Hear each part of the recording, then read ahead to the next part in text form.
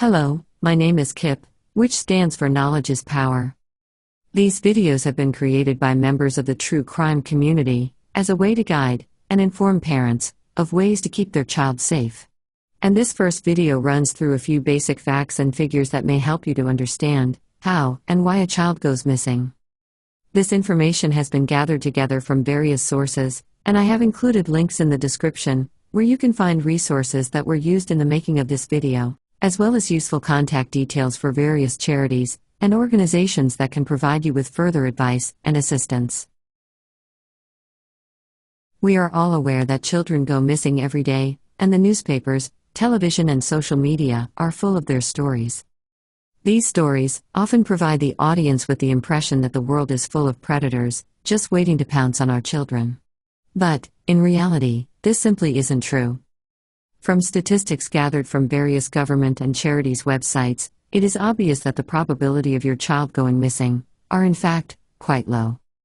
Most parents have a natural fear of their child being abducted by a stranger. Statistically, however, a stranger abduction is really quite rare.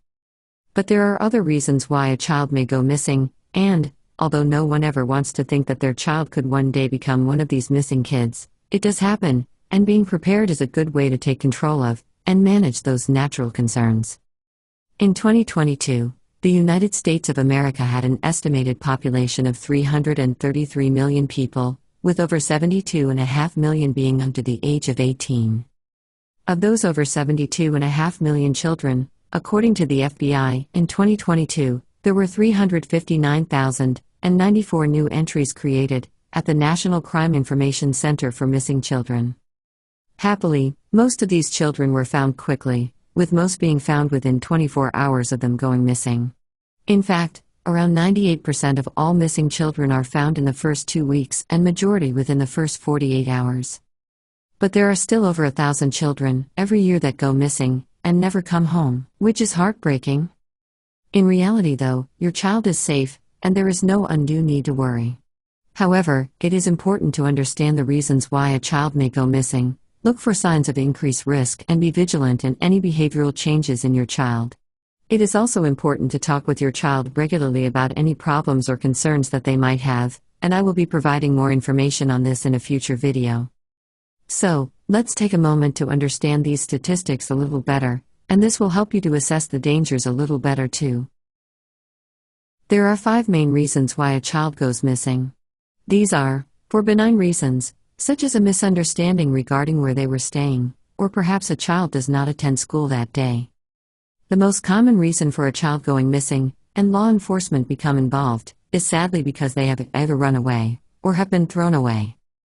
Runaway cases occur when a child of 14 years or less leaves home without permission, for at least one night. For older children, a runaway is defined as a child who stay out for at least 2 nights. Thrown away episodes occur when a parent or other household adult tells a child to leave the house without arranging alternative care and prevents the child from returning home.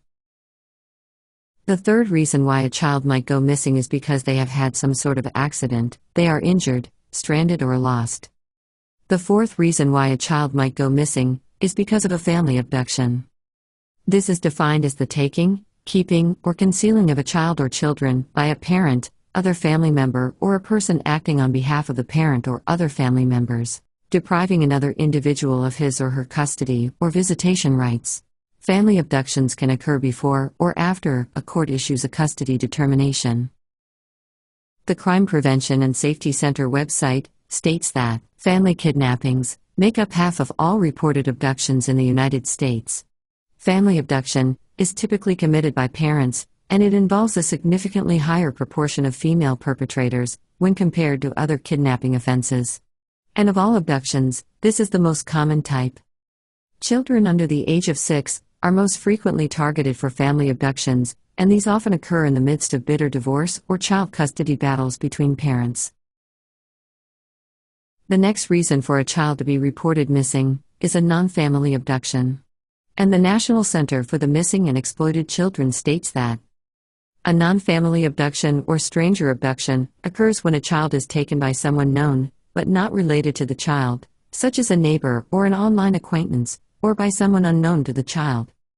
Non-family abductions are the rarest type of case, and make up only 1% of the missing children cases reported to the National Center for the Missing and Exploited Children.